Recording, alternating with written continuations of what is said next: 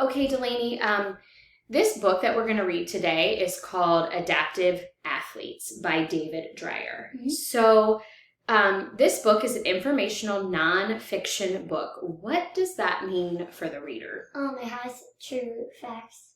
True facts. So are the people in this story, are they characters or are they perhaps real people? They're usually real. Usually real. Very good. So by looking at the cover of this book, and knowing the title, what do you think this book is going to be about? Maybe like athletes who like adapt to something. Okay. What kind of something do you think they're like adapting? Like a wheelchair. Okay, so and they want to play like a sport, so then they can adapt to it by wheelchair fencing. Yeah, that's wheelchair fencing. So what makes a person need to be in a wheelchair? What is that called? Do you recall that word that we talked about?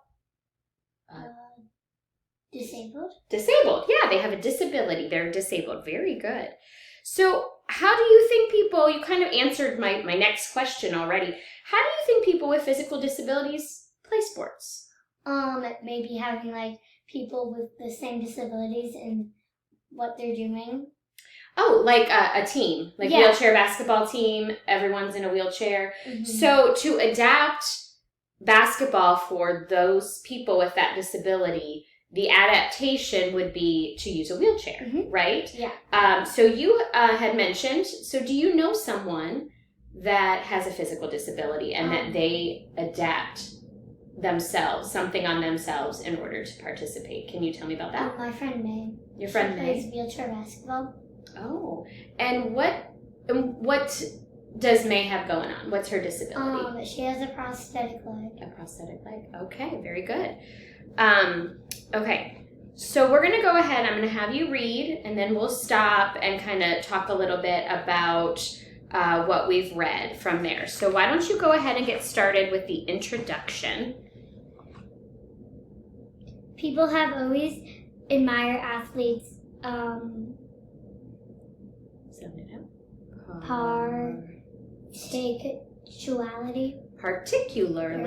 Particularly these. There's special few who have activity in a competitive level. Hold on, I'm going to stop you there. So it's those special few who achieve, and then you go from there. A competitive level of ability in a sport.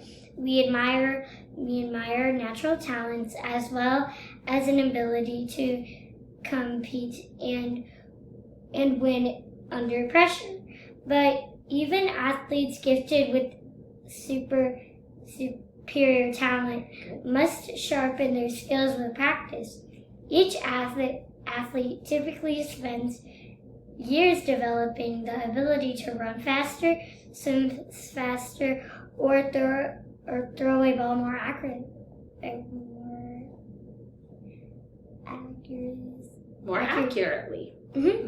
Always striving to be the best. Okay, I'm going to pause you there. Very good reading. Very, very good. So when you're reading out loud, I want you to kind of smooth it down a bit, like you're having a conversation with someone. So when you're reading, Delaney, you're not reading, people have always admired athletes. You're putting some inflection in your voice. And do you know what inflection is? Yeah. Can you tell me? Doing like a tone. Yes, like the tone of your voice going up and down, kind of depending on what part of the story you're reading. So let's try that. I'm going to go ahead and read this next paragraph, and then I want you to read it after me, kind of like how I did it. Got it. Okay? Athletic skill comes in many different forms. Swimmers, runners, and basketball players are athletes. So are weightlifters, equestrians, or bicyclists. Okay. Athletic skills come in many different forms. Swimmers, runners, and basketball players are athletes. So are weightlifters, equestrians, or bicyclists. Very good. Now, an equestrian, you might not have seen that word before because I don't think you see horses too often, but an equestrian is someone who rides horses. Mm-hmm. Okay? Got it. Very good reading. I really like how when you're kind of struggling on a word, you solve it quickly. So that's a really good job. Mm-hmm. Okay, go ahead and continue on. Many athletes who have a physical or mental disability are top competitors for years.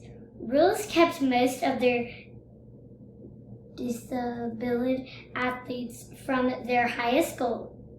Olympic competition, the Paralympic Games bring them to the center stage. Okay, so you see, what is that punctuation at the end? Like trying to make your voice higher. Right, so what is that called?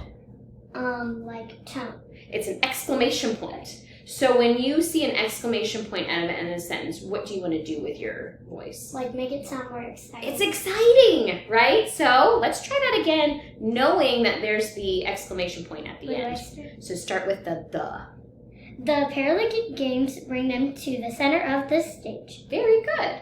Very good. I like how you kind of checked that a little bit. You checked yourself and then you redid it. So that was great. So let's start with this next paragraph here. In the 1996, athletes with physical disabilities were able to compete in the first Paralympics in the Sound it out. Participants in these games are known as adaptive athletes. Some adaptive athletes are missing arms or legs, while others must use a wheelchair for mobility. Some have limited vision or complete blindness. These elite athletes have shown that with desire and hard training, almost any physical limitation can be overcome. Even if you are in a wheelchair, you can compete and excel in many sports. Wow, that was really great reading. So when you started out with this paragraph, you were kind of running it all together. So you weren't really stopping at the periods very often. But as we got into the paragraph with some adaptive athletes, from there you did great pauses with those commas, and you did a great job self-correcting if you didn't quite know a word. And doing the proper tone in your voice with the proper punctuation. So great job. So let's finish out this, and then we'll do this page, and then we can kind of talk about what we've learned so far. Yep, start with the 2012. The 2012 Paralympics, held in London, will put the talents of these outstanding adaptive athletes in their spotlight for all the world to see. Very good. I love that inflection. Okay, let's do this paragraph, or this section next, highlighted. Yeah, that whole thing would be great. Yeah, do both of them together. The idea of the Olympic Games originated in ancient Greece, where athletic contests were held every 4 years in the 70 BCs and perhaps earlier. The Games were stopped by a ruling Roman Empire in AD 393. More than 1,500 years later, the Olympics were officially reviewed. 241 athletes from 14 countries met in Athens, Greece, to compete in 43 events. Very good. Okay, continue on. The first Paralympics began about 50 years later. They grew out of a program in Great Britain to rehabilitate British veterans of the world. Program was the idea of a British neurologist. This is a brain doctor. I knew that word. You did know that word. Sir Ludwig Gutman. Very good. Okay, awesome. So here's a highlighted word that we haven't gone over yet. Rehabilitate British veterans of World War II who had spinal injuries from combat. So to rehabilitate, do you kind of have a clue as to what that word means? Maybe like fix something? Fix. That's a good way. They might not be completely fixed. Like if they have a spinal injury and they can't walk, they may never be able to walk again. But to rehabilitate can kind of put them in that right direction, or, maybe teach them how to use a wheelchair properly if they're unable to use their legs anymore. So what we're going to do now, I'm going to have us flip just a few pages, and I'm going to read with some commas in a sentence. So do you know the purpose of a comma? To take a pause, but not with a period, because Very you're good. not ending. You're not ending the sentence. That is excellent. Good job, Delaney. So I want us to practice kind of reading that kind of fluently and smoothly with those commas. And you were doing a great job of that earlier in the story, but I marked this that we could do this because this particular area has a lot of commas in it. I'll read after you? Yeah, I'm going to read and then you take a turn. So wheelchair racer David Wire, age 32, is one of Great Britain's leading Paralympic athletes. Born disabled, he needed metal braces on his legs to walk, but later switched to a wheelchair. Okay, so you go ahead and read it. I think it ends up being 2 sentences, starting with wheelchair, and then ending with wheelchair, yeah. Wheelchair racer David Were. Is that his name? I would say Ware.